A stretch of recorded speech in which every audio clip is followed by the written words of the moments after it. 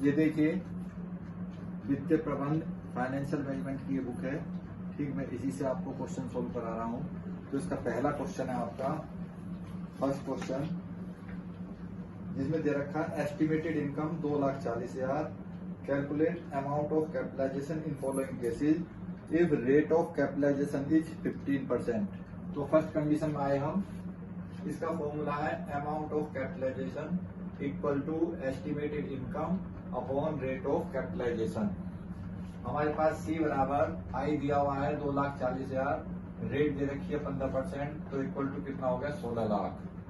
ऐसी second condition में rate हमारी 12% है, तो आंसर हमारा अमाउंट ऑफ कैपिटलाइजेशन कितना होगा 20 लाख। ऐसे ही थर्ड कंडीशन में रेट हमारी 10% है, तो अमाउंट ऑफ कैपिटलाइजेशन कितना होगा 24 लाख। ऐसे ही फोर्थ कंडीशन में रेट हमारी 8% है, तो अमाउंट ऑफ कैपिटलाइजेशन कितना होगा 30 लाख। ये मैंने यहाँ पर लिखा हुआ है, आई जो है वो इंडिकेट करता है एस्टिमेटेड इनकम को, सी बराबर है अमाउंट ऑफ कैपिटलाइजेशन और आर बराबर है रेट ऑफ कैपिटलाइजेशन। तो फर्स्ट क्वेश्चन इस तरीके से आपको सोल्व करना है। अब आप इसके बाद क्वेश्चन नंबर 4 देखिए, इसमें दिया हुआ है the profit of last 6 month of a company are as under. First में दे रखा है, इसके सामने दिया हुआ है लॉकआउट, सेकंड के सामने 50,000, थर्ड के सामने 60,000, फोर्थ के सामने 55,000 55,000, फिफ्थ के सामने 65,000 और सिक्स के सामने 25,000। इसमें स्ट्राइक दिया हुआ है। टैक्स रेट 50% है, नॉर्मल रेट ऑफ रिटर्न 20% है। आपको बताना है अमाउंट ऑफ कैपिटलाइजेशन। देखिए टैक्स रेट आपको क्वेश्चन में जो दे रखी होगी वही आपको अप्लाई करनी है, और अगर नहीं दी हो तो टैक्स रेट आप 25% मान के चलिएगा। क्यों? क्योंकि कंपनी पर जो रेट है वो वर्तमान में 25% है, अगर किसी कंपनी का 400 करोड़ रुपए तक टर्नओवर है तो इसलिए अगर रेट नहीं दे रखी है टैक्स रेट, तो आपको 25% एज्यूम करनी है। यहाँ पर एवरेज प्रॉफिट लेंगे, लॉकआउट और स्ट्राइक वाले ईयर को छोड़ देंगे, बाकी सबका एवरेज निकालेंगे, तो एवरेज हमारा आ गया 57,500। अब हमने निकाला average profit after tax, tax के बाद, तो 57,500 में से हम 50% लेस करेंगे तो हमारे पास बचेगा 28,750 रुपए। अब अमाउंट ऑफ कैपिटलाइजेशन कितना होगा, average profit upon rate of capitalisation, तो कितना आ जाएगा 20% रेट दे रखी है, तो अमाउंट ऑफ कैपिटलाइजेशन आ गया हमारा 143,750। इस तरीके से अमाउंट ऑफ कैपिटलाइजेशन निकालेंगे। अब आप क्वेश्चन नंबर 8 देखिए, यह क्वेश्चन नंबर 8 अग्रवाल लिमिटेड का 31 दिसंबर 2015 को चिट्ठा निम्नलिखित है। The balance sheet of as on 31 December 2015 of Agrawal Limited is as under. इसका बैलेंस शीट का टोटल है 8 लाख और 8 लाख। तो सबसे पहले इसमें आपको रेट दे रखी है, करंट रेट जो क्वेश्चन में दे रखी है वो 15% है, तो वो हमने ऐसी कैसी ले ली है।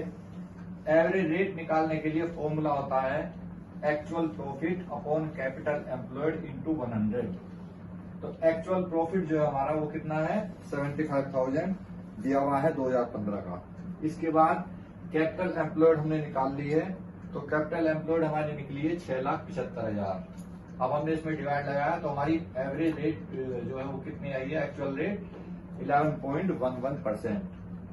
अब हम आए बुक वैल्यू ऑफ बिजनेस पर। इसका फॉर्मूला है total assets minus outside liabilities. Total assets 8 lakh, outside liability हमारे पास 25,000, 1,75,000 और 25,000, ये सब घटा देंगे तो हमारे पास कितना बचेगा 5,75,000। इसमें जो मिसलिनियस एक्सपेंसिस में एक हेडिंग आती है प्रिलिमिनरी एक्सपेंसिस, वो भी यहाँ पर लेस हो जाएगा। अब हम आए रियल वैल्यू ऑफ बिजनेस। इसका फॉर्मूला है average profit upon current rate into 100। Average profit हमारा 50,000 है, रेट हमारी 15% है, तो इसलिए इसका आंसर आएगा 3,33,333। अब हम आए बुक वैल्यू ऑफ शेयर पर। इसका फॉर्मूला है book value of business upon number of share. Book value of business हमने यहाँ से ले ली, नंबर ऑफ इक्विटी शेयर को दे रखे हैं शेयर कैपिटल में, इससे डिवाइड लगाया तो कितना आ गया 11.50। अब आए हम रियल वैल्यू ऑफ शेयर पर।